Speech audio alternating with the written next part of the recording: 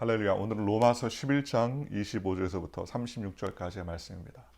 로마서를 전체적으로 한 크게 두 부분을 한다면 로마서 1장에서부터 11장까지 그리고 12장에서부터 16장 마지막까지, 그래서 전편을 교리의 부분으로, 그리고 12장부터는 그 말씀을 통해서 구원받은 우리가 어떻게 살아야 될 것인지 실생활 편으로 이렇게 나누는데요. 이 교리 부분에 좀 더 세분하면 9장에서부터 10장, 11장은 동족 구원, 즉 이스라엘 구원에 대한 문제를 다루고 있습니다. 그래서 오늘 이 11장이 교리의 부분에 대단원의 막을 내리고, 내일부터는 12장 실천편에 대한 내용들이 이제 집중되고 있는 것이죠. 그래서 교리의 마지막 부분이라고 말할 수 있습니다. 이방인의 구원을 위해서 하나님께서 이스라엘 백성들을 통하여 역사하시고, 또 이스라엘 백성들이 장차 어떻게 될 것인가를 우리에게 알려주는 그런 내용입니다. 자, 25절에 형제들아 너희가 스스로 지었다면서 이 신비를 너희가 모르기를 내가 원하지 아니하노니 이 신비는 이방인의 충만한 수가 들어오기까지 이스라엘의 덜어는 우둔하게 된 것이다. 신비라는 말을 했습니다. 개역 개정 성경에는 신비다라고 말하는데, 개역 성경 옛날 성경에는요 비밀이다 이렇게 얘기합니다. 구원의 신비, 구원의 비밀 이렇게 말씀드릴 수 있죠. 우리가 이 신비를 받은 것이라는, 이 비밀을 아는 자. 여러분, 비밀이 알려지면 비밀입니까 아닙니까? 비밀이 아니죠. 누구나 다 안다면 그건 비밀이 아닙니다. 그런데 사도 바울은 이 구원에 대해서는 신비 혹은 비밀이다 그랬습니다.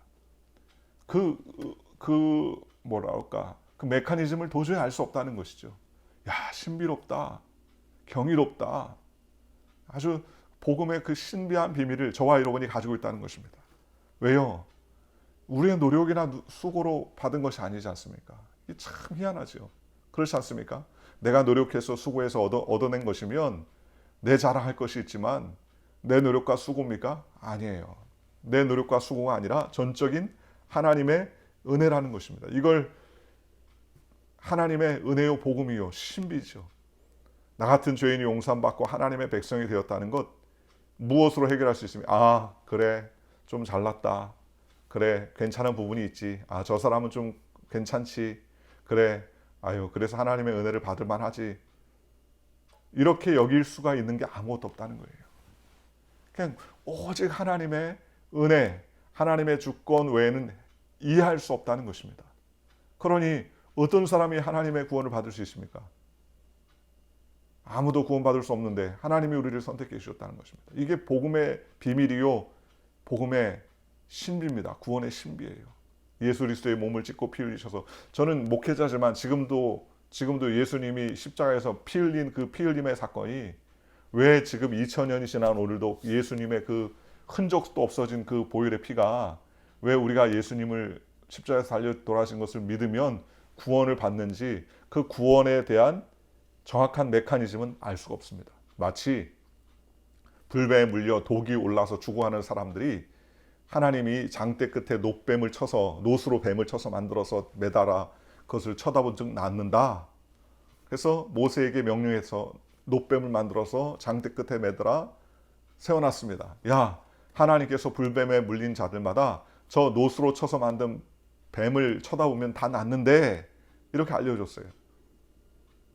그랬더니 노스로 만든 뱀을 쳐다본 즉 다 불뱀에서 노임을 받았습니다.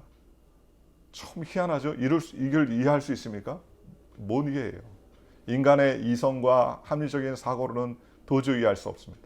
그래서 성경은 말하지 않습니까? 인자가 광야에서 불뱀 물린 자가 노뱀을 만들어서 높이 올린 것처럼 인자도 어떻게 해야 된다? 들려야 한다. 그 들림받은 예수님을 믿기만 하면 구원받는다는 거예요. 에이, 그런 게 어딨냐? 그게 하나님의 신비로운 구원의 길이라는 거예요. 배운 사람이나 만약에 예를 들어서 무슨 대학 학위를 갖지 않으면 구원을 못 받는다 그러면요, 지혜가 없는 사람들, 학문이 없는 사람 어떡합니까? 그러니 하나님이 주시는 구원은요 차별이 없어요. 배운 사람이나 못 배운 사람이나, 능력 있는 사람이나 능력이 없는 사람이나, 부자나 가난자나 노인이나 어린아이나 할 것 없이 예수 그리스도를 믿음으로 말미암아 구원받을 수 있도록 하나님께서 신비로운 구원의 길을 열어놓으셨다는 것입니다. 얼마나 감사합니까?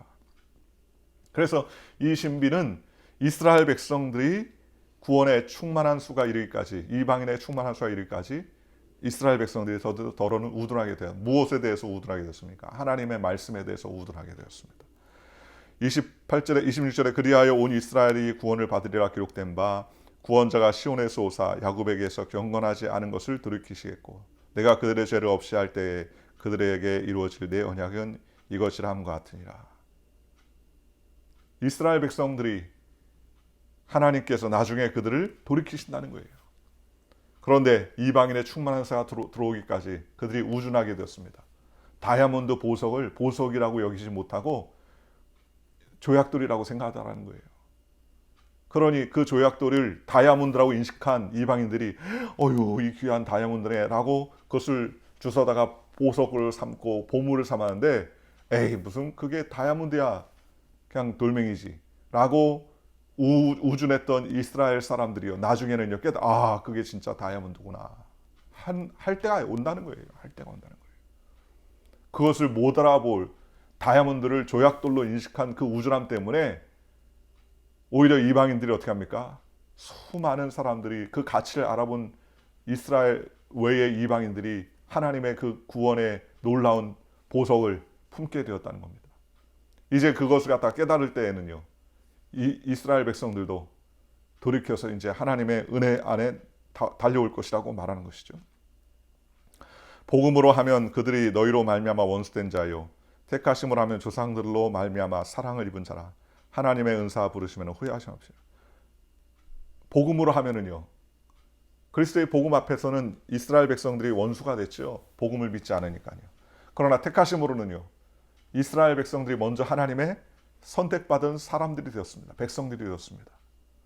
그런데 먼저 된 자가 나중되고 나중된 자가 먼저 된 거예요. 그렇죠? 그래서 하나님께서 우리를 불러주셨습니다. 얼마간 이스라엘 백성들이 우준하게 되어서 하나님의 은혜를 경험하고 그 은혜를 진짜 알아본 이방인들이 하나님의 복음 앞에서 부복하고 그 은혜를 체험하게 되었다는 겁니다. 하나님의 은사 부르시면 후회하심이 없다. 주님이 우리를 부르셔서 후회합니까? 아니요. 사람은 후회하죠. 사람은 후회합니다. 그러나 하나님은요. 후회하심이 없다 그랬습니다. 얼마나 감사합니까? 나를 부르신 하나님께서 아유 쟤 괜히 불렀네.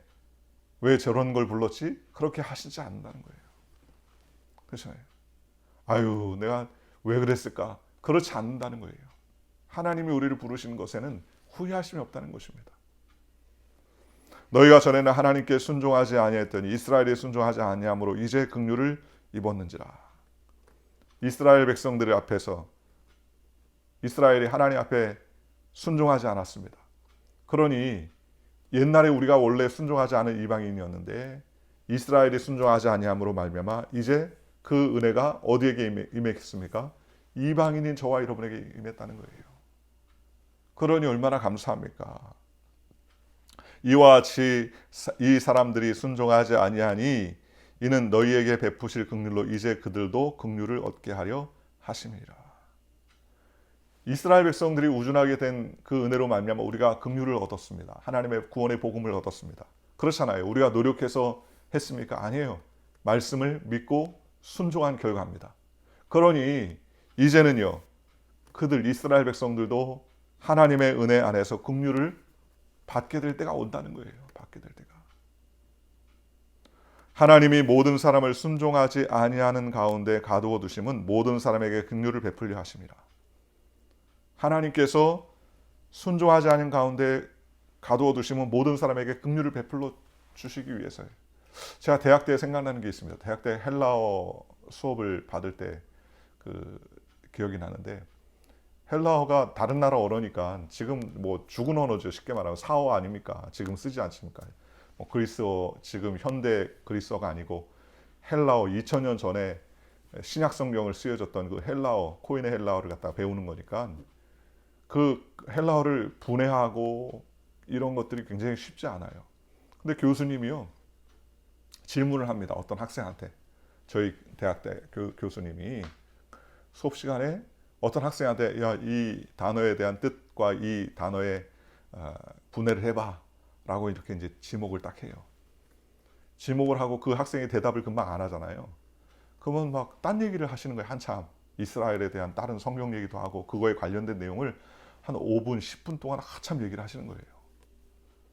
그래서 뭐 그러나 보다. 그러면 그 얘기를 듣고서 뭐 이제 웃기도 하고 쓸데없는 얘기를 하시는 거죠. 어떨 때는 쓸데없는 얘기도 하고 관련된 얘기를 쭉 하시는데 한 번은 한 15분을 얘기를 했어요. 15분을 딴 얘기를. 그래서 이봐 자네. 그래 아까 질문한 거 뭐지? 그랬더니 이 형제가 대답을 못 하는 거예요. 그랬더니 이 교수님이 답답했던 것 같아요. 뭐라고 하시냐? 여러분들 내가 왜 쓸데없이 질문해놓고 5분 10분 딴 얘기하는 줄 알아? 그러면서 대묻는 거예요 저희들한테.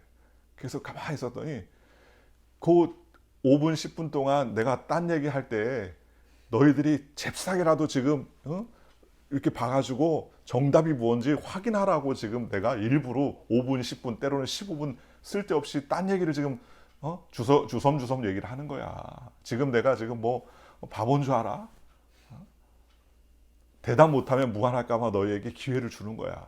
5분이든 10분이든 책을 보고 혹은 옆 사람에게 물어보든 그 잠깐의 짬을 내서 내가 물어본 질문에 답이 무엇인지 너희들이 애쓰기 위해서 수고하라.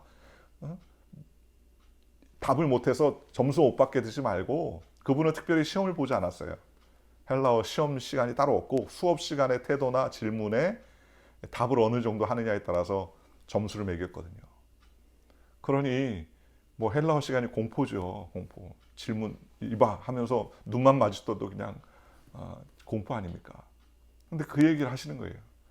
내가 왜 이렇게 5분 10분 쓸데없이 얘기하느냐. 그건 내가 질문한 다음에 항상 질문하기 전에 얘기하지 않고 질문한 다음에 이야기하지 않느냐. 그것은 너희들이 모르거든 책을 자세하게 살펴보고 그리고 혹시 참고서라도 갖고 있으면 그걸 살펴봐서 5분 후 10분 후에 답변을 하라고 너에게 찬스를 주는 거 아니냐. 그 얘기를 하는 거예요. 그 얘기를. 얼마나 답답했으면. 하나님이 이스라엘 백성들이 우준하게 되어서 이방인에게 복음이 열렸습니다. 하나님의 은혜예요. 우리가 똑똑했어요? 아니에요. 이스라엘 백성들이 순종하지 아니하고 하나님의 말씀을 깨닫지 못하니까 우리에게 그 찬스를 준 거죠. 기회를 준 거라는 거예요. 그러니 어떻게 해요? 이 기회를 잘 살려서 은혜 될 수 있도록 그 은혜를 잘 살려서 자꾸 복음이 우리 이방인들에게 증거되게 해야 된다는 겁니다. 왜요? 그 이방인의 충만한 수가 채워지면 그 은혜가 또다시 누구에게 열립니까? 이스라엘에게 또 열려지게 된다는 겁니다. 그러니 주님이 우리를 부르신 게 얼마나 감사합니까? 깊도다 하나님의 지혜와 지식의 풍성함이요 그의 판단은 헤아리지 못할 것이며 그의 길은 갚지 못할 것이로다. 그죠? 하나님의 지혜와 풍성함이 우리가 이해할 수 없습니다. 하나님께서 우리에게 베풀어 주신 모든 것은 눈으로 보지 못하고 귀로도 듣지 못하고 사람의 마음으로도 생각하지 못했다 함과 같으니라. 우리의 지식, 우리의 이성, 우리의 노력, 우리의 수고, 우리의 학문으로는 도저히 하나님을 알 수가 없고 깨달을 수 없습니다. 이 은혜를 하나님 우리에게 주셨습니다. 자, 34절 누가 주의 마음을 알았느냐? 누가 그의 모사가 되겠느냐? 무슨 말입니까? 누가 주님 마음을 잘 알아가지고 누가 주의 모사가 누가 주님 앞에 조언자가 되겠느냐? 조언자가 될 만한 우리의 지식이 있습니까? 아니죠. 하나님은 그 한 분으로 완벽하신 분입니다. 누가 주께 먼저 드려 갚으심을 받겠느냐? 주님이 주신 걸 감사하다고 무엇을 우리가 드려서 하나님께 채워드릴 수 있냐는 거예요. 아니죠. 이는 만물이 주에게서 나오고 주로 말미암고 주께로 돌아갑니다. 그에게 영광이 세세에 있을지어다. 아멘. 우리가 무엇을 하나님께 드립니까? 하나님, 우리가 영광을 드립니다. 영광을 받으시옵소서. 주님이 영광이 부족해서 우리가 영광을 채워야만이 하나님이 완벽한 영광에 이르게 되는 것입니까? 아니에요. 하나님은 하나님 자체 스스로가 완벽하신 분이고 하나님 스스로가 완전히 영광 가운데 계신다는 분이에요. 그러니 우리가 무엇을 좀 드려서 하나님이 내가 영광이 좀 필요했었는데 네가 영광을 줘서 고맙구나. 그럴 뿐이 아니라는 거예요. 하나님 한 분께서 그 자체로도 완전하신 분이요 부족함이 없으신 완벽하신 분이시라는 거예요. 그러니 우리가 무엇을 드려 하나님의 부족함을 채우는 사람이 되고 우리가 무슨 지혜로 권면을 해서 하나님께 모사꾼이 되고 책략꾼이 될 수 있게끔 할 수 있습니까? 그럴 수 없다는 거죠. 하나님이 그분 스스로 자체 완벽하시라는 분이. 그러니 그런 완벽하신 분이 우리를 하나님의 아들로 친백성으로 불렀습니다. 이제 너희를 종이라 하지 아니하고 아들이라 했다. 그러니 우리를 아빠 아버지라 하나님을 아빠 아버지라 부르시느니라. 절대적인 하나님의 은혜래요. 얼마나 감사합니까? 거저 주신 하나님의 은혜입니다.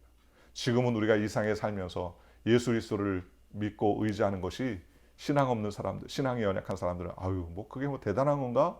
라고 생각할지 모르지만요. 나중에 보십시오. 장차 주의 나팔과 호령과 천사장의 소리로 하늘로부터 강림하실 그때 믿는 자는 다 하나님 앞에 구원받고 믿지 않은 자는 영원한 영벌에 들어갈 때 아, 내가 하나님의 놀라우신 은혜를 입은 사람이구나 라는 그 은혜를 저와 여러분이 다 목도하게 될 줄로 믿습니다. 오늘 저와 여러분이 하나님의 은혜를 받은 사람으로서 이 하루도 주님께 영광 돌리고 믿음으로 달려가고 하나님의 은혜 가운데 쓰임받는 저와 여러분들 되시기를 주님의 이름으로 간절히 축원합니다.